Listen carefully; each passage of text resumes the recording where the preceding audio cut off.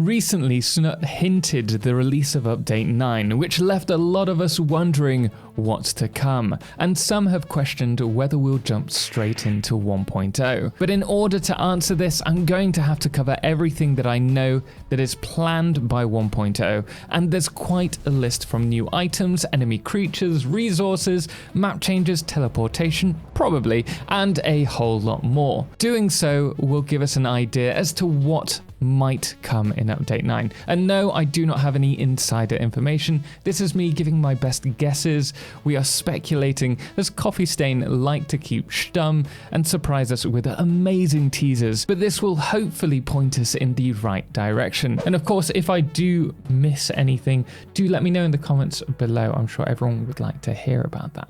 So, in quick fire succession, what do we know has been planned, or at least was planned at some point for 1.0? Map changes, notably the bamboo fields, the jungle spires, and southern forest are going to have some considerable changes coming to them, and then we have the western beach and blue crater, both which we can expect some mild landscape changes to, according to Coffee Stain's Last World update. Along with these map changes, a lot of caves will see some big changes, as you can see from this comparison between caves in the Rocky Desert and this cave here in the northern forest. But that's not all. I highly suspect that this is an entrance to another cave currently blocked, and if so, we can expect more caves in the future. Now in Update 6 we also received the Spire Coast overhaul, but Snut and Jace at the time suggested that there would be a pass of more resource nodes in the Spire Coast, as currently it only has crude oil.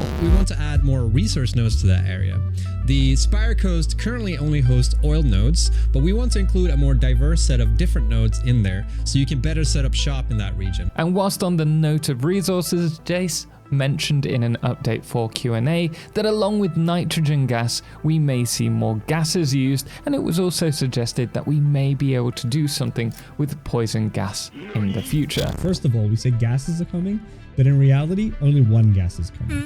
More gases will come later, but this is the introduction of gases to Satisfactory. Perhaps it was just blowing them up, but I do hope for something more. Going back 3 years ago, there was a new water mechanic teased. Oh no, I was wondering why you weren't showing us what was going on at top. No! And with the mix of water textures currently in game, it does suggest that we will be seeing a water overhaul at some point. And with the recent update to Unreal Engine 5, we can expect obviously more optimizations as well to the game. There'll also be a story added to the game, as well as uses for Summer Sloop, Matter Spheres, and the strange alien metal, or SAM ore, along with more information in regards to Project Assembly, which is what we're currently working on in game. Speaking of Project Assembly, there's the suggestion of Tier 9 or even a Tier 10 space elevator tier. This isn't a definite decision, but the information certainly points to a few more unlocks, which would make sense at a later space elevator stage. We then have the quantum computer and superposition oscillators in game, the latter pointing to teleportation, and with them I presume we'll have more items required in order to build them. They also increased the drop pods from 89 in the world to 115, suggesting that there's going to be more alternate recipes. And nuclear power will be losing those beacons, if you remember rightly, and they'll be replacing them with something else or removing them entirely, not quite sure. We also know that recipe balances will be coming for 1.0, and the Mark III miners will have a fix. Dedicated servers will be improved, and there's the suggestion of official mod support and potentially the mother crab creature and achievements. That's quite the list, and on top of all this, there are a few additions that I feel are in dire need of adding to the game, but I'll cover them after, as they haven't been mentioned by Coffee Stain officially. But first, we need to understand, though this is a big list, the game is updated across 2 separate branches. Some changes are made to the full release game branch, and others to the early access game branch. But don't confuse this with the experimental experimental branch and the early access branch. As they're both the same branch, they're the early access one that we have access to. Now, the devs have confirmed that they've been saving some changes specifically for the 1.0 release, whereas others they've wanted to get feedback from us, the community. This makes sense. Any bugs found across their world would be easier to spot given to an audience of several million, other than the handful of staff that they have in comparison. They also want to release 1.0 with as big an impact as possible. They want as many people playing the game so that they can capitalize on that and get more game sales. The best way to do this is to hook us in and get us excited to know more. And I mean, what is going on Earth? What did we mess up this time? Breaking news from Earth. Widespread chaos and mayhem. World President urges all citizens to do their part and harvest alien artifacts. And what does this oil-like shimmering metal do? It's marketing 101, and I'm already pumped and dire to know more about it. So, looking over the list, I feel we can narrow down the new features under the assumption that Update 9 will be the last update prior to the full release, and that it will include the following. Firstly, map changes. Now, I think we'll also see some more caves updated, but the fake caves, I presume, if they are going to be added, will be coming at 1.0. And now I doubt the Spire Coast will receive the new resource nodes, as this really isn't necessary for testing. And though I'd love to see new gases, I feel this is currently on the back burner due to the lack of information. And as we've mentioned, the Summer Sloop, Mercer Spheres, and Sam Ore, along with the story, will be added for 1.0. There's also a possibility in my mind that this may be the update that quantum computers and superposition oscillators, along with their build trees and any associated buildables, are added. And if so,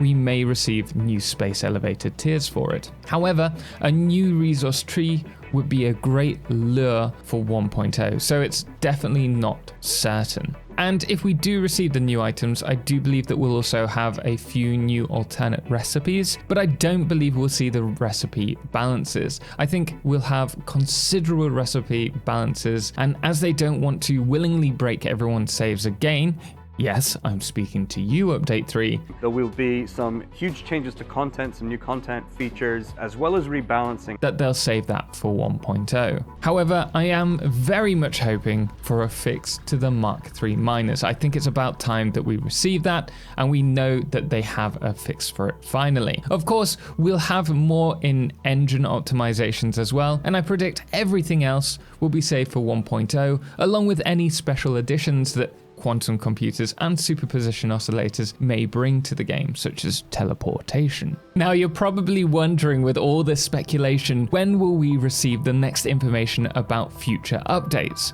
And I think it's safe to say, now that Update 8 is out of the way, that we will hear the first drips of information in the next live stream or a video soon following on from that. So within the next month, given that the next live stream is slated for the 23rd of January on Twitch. Now, you're probably thinking there should be more stuff coming, and I'm sure there will be. Looking over how each new space elevator tier seems to have new power production possibilities, that if we do have a tier 9 or tier 10 space elevator unlock added, that we may have a final type of power production outside of nuclear, perhaps fusion. And aside from that, I feel it's important to have a few more features added, such as a way to add railways to blueprints. This may even come in the form of a larger blueprint designer. There's also a big issue when it comes to the late game, as it really comes down to spamming lots of refineries if you want to build larger factories.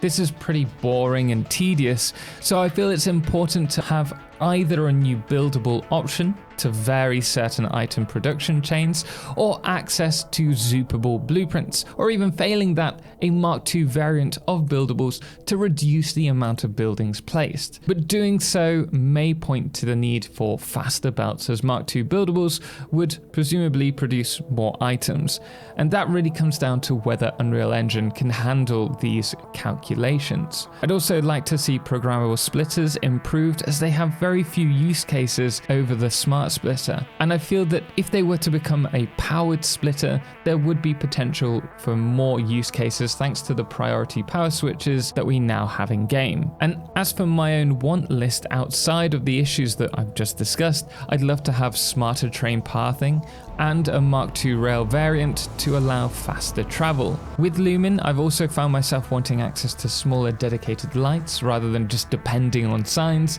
as well as some kind of logic and customization options in game, whether that's new decorational build pieces or character customization for when playing multiplayer. I was also talking to a friend the other day about how I think batteries should become more of a chargeable asset in game, so instead of their current use, that we could actually have them charge up and then empty a bit like a package, and then we'd have to charge them up again. But I think that's an idea for another day. And speaking of other videos, if you are interested in hearing my thoughts on what the story is, check out my video now on that. But guys, thank you so much for watching, and as always, special thanks does go to all of our amazing supporters on Patreon, most notably our Solo Clips patrons, James Owen and Firefless, as well as our Lunars, the Calamity, Ben and Star, and our Blood Moon of the day, which today is Dr. Shotgun. Until next time, as always, ciao for now.